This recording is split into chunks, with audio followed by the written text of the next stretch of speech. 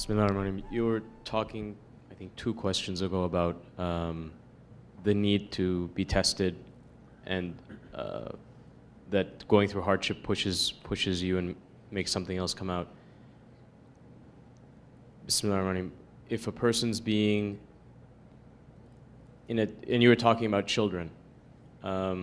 Sometimes when you push a child or you're testing a child, you as the parent know that, let's say you tell them jump from this edge, you'll be there to catch them, right? It's a jump for them, but you're not going to let them fall down, right? You want them to jump further than they think they can jump. That's a very problematic example. It's so problematic. And it's not fair. So I get what you're trying to say. Then I will also say, you will never tell a kid just to go on the edge and then tell them to jump. What kind of a parent are you going to be? Especially this is just cold, you're saying it like that. First, you take the kid, what do? Little bit. Little bit. No, you toss the kid. Yes, you toss the kid, right? You toss him. Her. Him. So there is trust. So that means that it builds up to that point. But why are you telling the kid? There is also a question why. Why he needs to jump. It cannot just be you, just because I say jump, you have to jump. It can't be like that. But because this example is cold, it seems like that. Just jump. Don't worry, I'm here to save you. You understand? So, continue. I'll give a different example. You give a final exam. Final exam to student. Okay. Final exam. Final exam. Okay. End of the year. Yeah, but that's next year also, right? Sorry? That's next year, right? Yeah. Yeah, next year. But it's not final.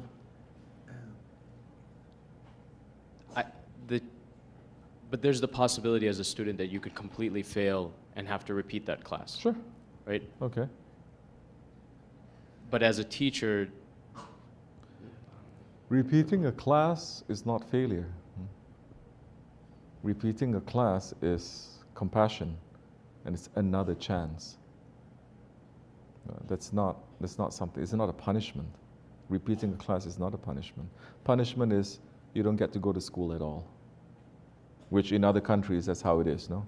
You don't have the luxury of repeat, yes? You're out. There's no retest, there's nothing. Okay. So now continue.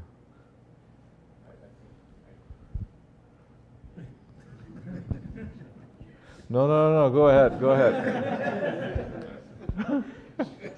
So as a teacher, yes? Just continue the thought, just for the fun of it, continue. What? Why are you guys laughing? I don't understand. No, just continue the thought.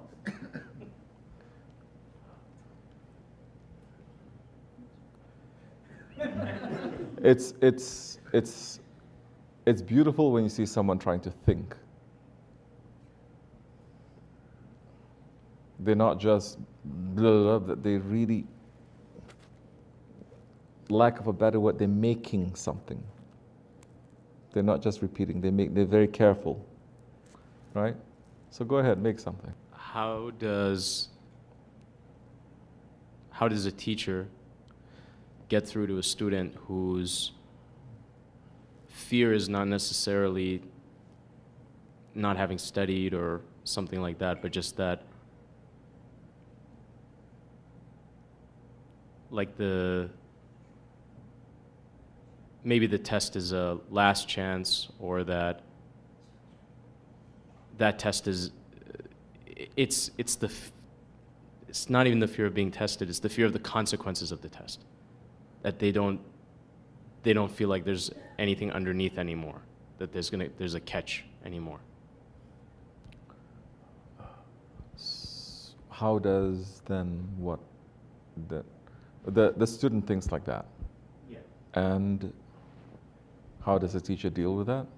How does the teacher deal with that, or what does the student do? But it's just it's not the material of the test or the fact of the test or the Student should be happy, he's still a student. The student should be realistic. Is the student still in school? Yes. Is the student still in the class? Yes. Is the student still wearing the uniform, eating food from the cafeteria? Yes. So the student now has to be grateful that he's still a student. And instead of looking at the test where he had failed and being traumatized by it and just so fearful he's going to fail again, the student now should take his time, mix around with the other students, eat from the cafeteria, because there's no test in sight for some time. He must know when the test is. The teacher is going to say when the test is. And then, more importantly, the student, after a while, should have the strength and the power and the willpower, everyone has willpower, to turn that fear, the attention to that fear, to learning from others how they study and how they pass. Do you understand? How do others pass? I can't seem to, I was very bad in math. I remember having like teachers like wrong, and then I have to make corrections. I make corrections, I still got wrong, so you have to put re-correction, re-correction. After like 10 times, she's just canceled everything. She's just put one re-correction. I still have to do it over and over again. I always have to find other people to help, to copy their answers and to put it down. So now, the attention now, you have the material, you have the thing, you failed because you're looking at the test. Teacher, test, you failed. Now look away from the teacher and the test to the other students. You understand? How did you study? What did you study? When did you study? How did you do it? How did you do it? How did you do it? So you're not only just looking at yourself and your failure, you're looking to see how to tackle that situation, how other people are doing it.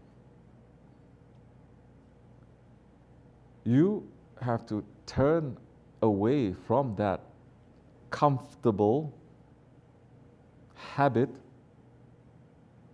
of just being in fear, that comfortable habit of, oh, I'm wrong, that comfortable habit of, oh, I'm such a failure. Because so many teachers, it's like they're saying, now move on. Today is a new day. Am I bringing it up? You're a failure? Am I bringing it up? You're a failure every day? Am I saying, oh, remember you did this, remember? No, they're not. Why are you doing it? Why are you doing it? You should leave that or take it and see, okay, these are the things. I should have studied like this. I should have done like this. What would I have done like this? You understand. Now their busyness is not the sting of the failure, but the actual execution itself. You understand? Not the psychology of the failure of this. But, okay, I freaked out here. This one I didn't see. This one I didn't see. Oh, not, oh, why I didn't see, but you didn't see. Then look to other people, ask. And you have to, especially here in this way, we have to move. We have to move. You make a mistake, you have to move. You know, you're a lawyer. You are talking to your jury, right? Or let's say, who else is here? You're a lawyer. Who else? You're a taekwondo, let's say, guy. Let's say this person is a performer. All eyes are on you now. Jury or whatever. You make a mistake. What do? You move on. So many times you don't even point to that mistake. Nobody wants to know. You don't make a mistake, say, oh, I'm so sorry, oh, how stupid of me, I'm so sorry. I said, okay, we know that, move on. We don't need such a big apology now. Because there's the rest of the stuff that you have to do now. Yes? In fact, if you stop, and when you allow yourself to, that mistake to overtake you, it will mess you up. Especially if you're like on stage, let's say. You mess up some things. The skill is now to mess it up, you know, but nobody else knows. Nobody else knows. They don't need to know. You know, and quickly you catch up. Those who are around you close, they also know, but they are not really interested in that you messed up. They're interested in how you recover. Because the recovery is how, that's the new life there. It's like, wow, you saved yourself. Like that is, I was wondering what you got, you came out like that. That's beautiful. They would not give you that kind of praise if you did everything correctly.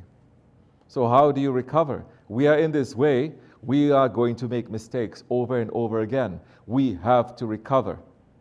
What happens when you recover? You become stronger. Yes, taekwondo guy? It hurts. You hit it. Your hands, your feet, it hurts. You recover. Then you hit it again. It doesn't hurt so much. It hurts still. You get stronger. More you do it, more your body is now going to become stronger. But you cannot be 10 years you are sparring, and every time you hurt, and then you're going to say, oh, I'm such a failure.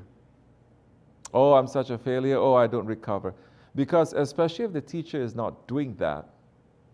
Look, be real. Huh? How many times you say you're a failure, and how many times the teacher is telling you that? How many times? You're saying that maybe to yourself when you're in that mood 100 times a day. Really? Does a teacher tell you 100 times a year you are? Be fair. Don't be spoiled. And bottom line is, what are you used to? What do you like? Really, a lot of people, they like darkness. They like guilt. They like, because that time when you feel bad, you feel guilty, you are petting yourself, you know. Oh, you're so close to yourself. But when you're not feeling that way, you are not so close to yourself, but in this way especially, you try to be closer to other people, to help them. It's not about you anymore. So, understand why you like it. This is more important. Why do you like it? Why do people like to feel guilty? Why do people like to, when everyone has moved on, the teacher has moved on, the class has moved on, why do you like to be in that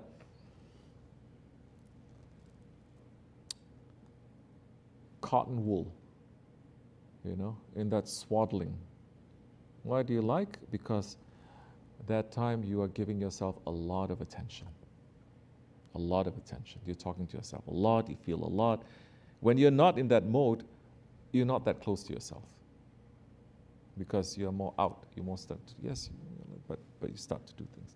But this one is, you understand? That is shaitanic. That is shaitanic. Snap out of it. Oh, I'm scared like this. Snap out of it. Because what? Okay. What is the punishment? Really? You're punished? What is the punishment? Okay, your ego is bruised because you did. Okay, that is a punishment? You sat the test and you fail. You should be punished because you fail, but there is no punishment. They say, tomorrow is a new day. Study and take it again. That's not a punishment. That is a mercy, isn't it? Do you understand me? But the more you're going to be like this, the more shaitan is going to like, oh, you know, stop. It's not necessary. May it be easy, inshallah.